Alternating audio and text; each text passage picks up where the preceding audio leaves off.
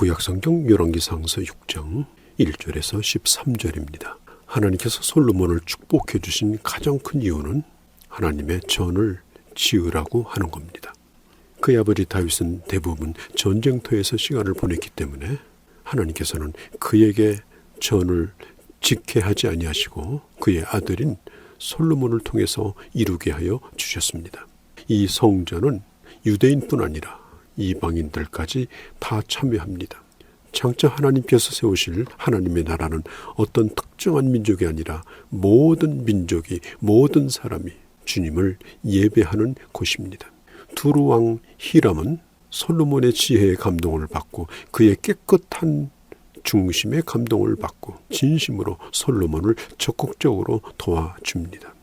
1절에 보면 성전 건축을 시작한 때에는 이스라엘이 애굽에서 나온 지 480년 되는 해입니다.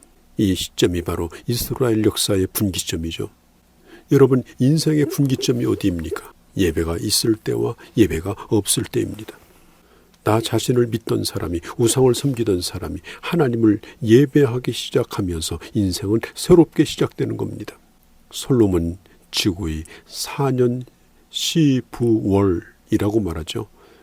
그 당시 달력으로 2월달이죠. 지금 달력으로는 4월이나 5월달경을 의미합니다. 하나님께서 성전을 건축해 하신 것은 그곳에서 하나님을 예배하기 위해서입니다.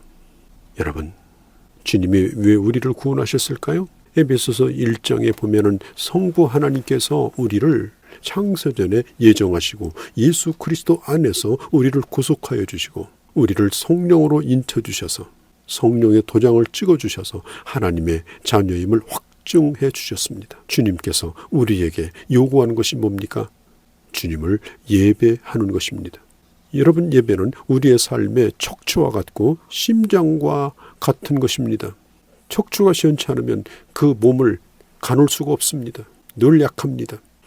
또 심장이 약하면 몸이 전체적으로 어려움을 겪습니다. 심장이 강해야 됩니다. 척추가 강해야 합니다. 예수 믿는 사람은 예배가 건강해야 합니다. 예배드리는 생활이 늘 비실비실하고 이 빼먹듯이 빼먹고 아예 잊어버리고 살고 이렇게 살아간다고 하면 그 영혼은 대단히 부실해질 수밖에 없는 것입니다. 그러나 예배가 중심이 될 때, 예배가 건강할 때 우리의 신앙생활은, 우리의 삶은 아주 튼튼한 삶이 될 수가 있습니다. 예배가 무너지게 되면 결국은 터가 무너지는 겁니다. 전반적으로 삶의 모든 분야에서 다 허물어지는 것입니다. 사랑하는 성도 여러분, 예배가 우선이 되도록 합시다.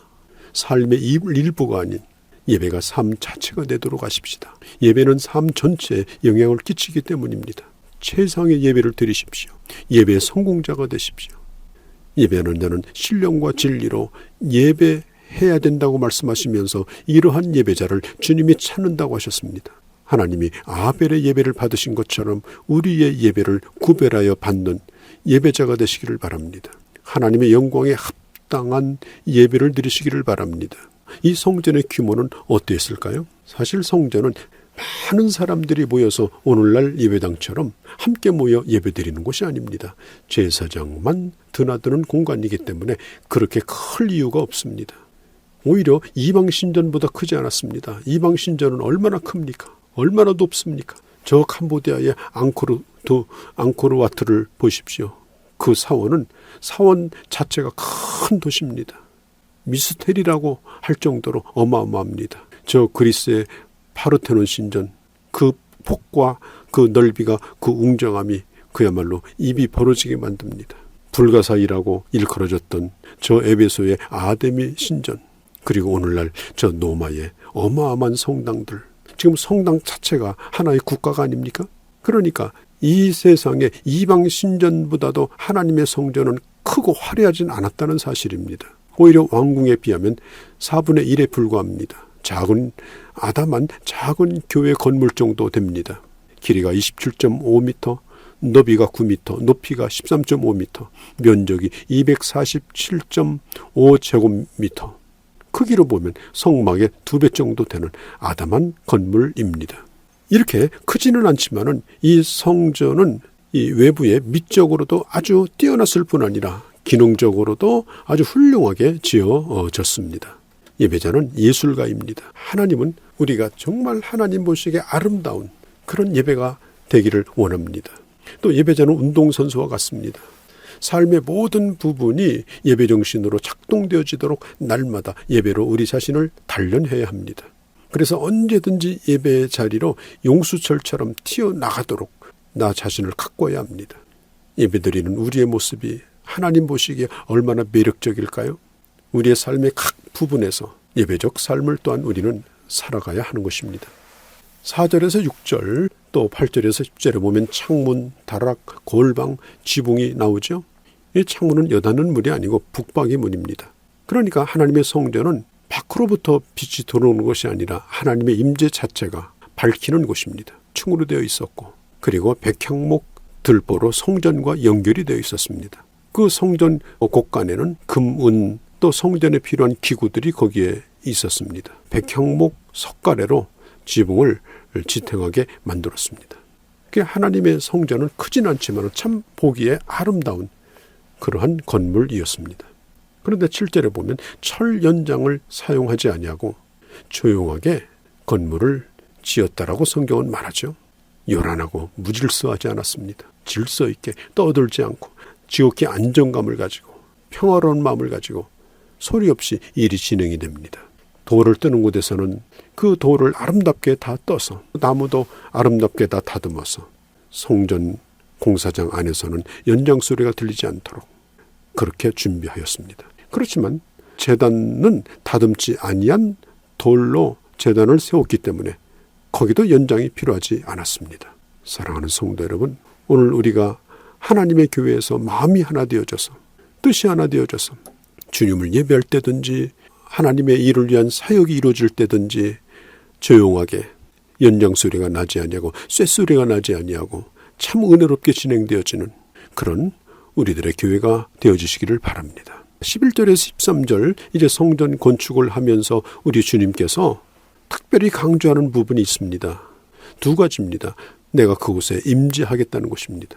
하나님의 성전은 하나님이 임재하는 곳입니다. 13절에 내가 너와 함께하겠다.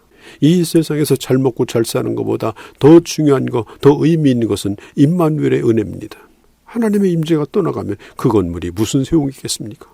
그냥 텅 빈 공간에 불과한 거죠. 그러므로 화려한 건물이 중요한 것이 아니라 하나님과의 관계가 중요합니다. 건물이 모든 걸 보장해 주는 것이 아닙니다. 오늘날도 마찬가지입니다. 예배당 건물을 지어놨다고 모든 게 저절로 해결되는 것이 아닙니다. 건물이 우리의 비전이 아닙니다. 건물이 우리의 미래가 아닙니다. 어쩌면 그 건물은 어느 순간 텅 빈 그런 먼지가 쌓이는 그런 공간도 될 수가 있습니다. 건물을 세우기보다는 오히려 다음 세대를 세워가는 교회가 되어야 합니다. 건강한 예배가 이루어지는 교회가 되어야 합니다. 하나님과의 관계가 중요합니다. 하나님과의 친밀한 관계가 중요합니다. 이사야서 66장 1절에 보면 하늘과 땅이 하나님의 발판이라고 했습니다. 하나님더러 이 집에 들어와서 안식하라고 하지 말라고 했습니다. 하나님은 건물만 번지르르한 것을 원치 아니하시고 거기 있는 사람들이 하나님을 모시고 사람들 자신이 하나님의 성전이 되어지고 하나님이 거기에 거하기 합당한 자들이 되기를 원하시는 거죠. 고린도전서 3장에 있는 것처럼 우리는 성령의 전입니다.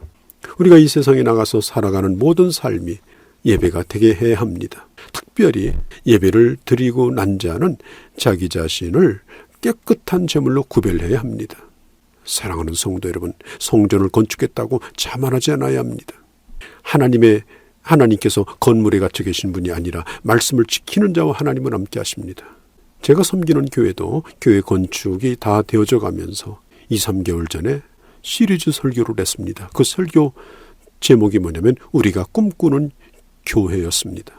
10여 차례에 걸쳐서 앞으로 우리 교회가 건축되면 이 교회 안에서 무엇을 해야 되는가, 어떤 교회를 이루어야 되는가, 건물만 덩그머니 남지 않도록 이것을 강조했던 기억이 지금도 납니다. 우리 주님께서 이사야서에 보면은 마당 뜰만 밟지 말라.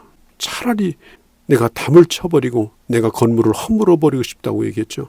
여러분 자신은 하나님이 거하시기 아름다운 성전이십니까? 여러분들은 성공적인 예배자이십니까? 자신을 한번 돌아보는 귀한 시간을 좀 가져보시기를 바랍니다.